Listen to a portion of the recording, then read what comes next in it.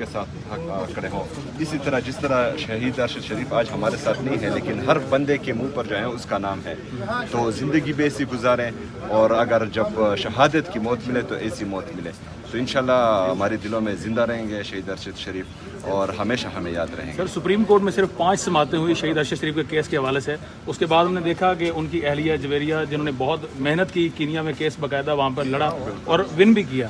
تو کیا سمجھتے ہیں پاکستان میں اب آپ چونکہ وزیر اعلیٰ بھی بن چکے ہیں, آپ کچھ اس معاملے میں کے پی کے اسمبلی میں یا کہیں پر کوئی آواز اٹھائیں گے یا کوئی کوشش کریں گے عدالت میں؟ ہم تو پہلے دن سے آواز اٹھا رہے ہیں شہید ارشد شریف کے لیے اور اس کے بعد بھی اٹھائیں گے. یونیورسٹی کا اعلان بھی ہم نے کیا ہے, انشاءاللہ تعالیٰ اس کو بھی جو ہے جلد اس کی اناگوریشن کریں گے.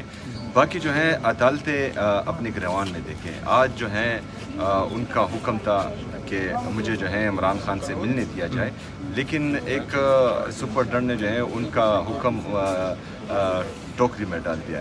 تو عدالتیں یہ دیکھیں کہ وہ اس قابل رہ گئی ہیں کہ نہیں کہ وہ اپنے احکامات منوا سکیں. اگر فرض کریں نہیں اس قابل رہی کہ مطلب وہ اپنے احکامات منوائے کسی سے, تو پھر قوم کے سامنے آئے, قوم کو صاف بات بتائے, پھر قوم جانے اور ان کا انصاف جانے.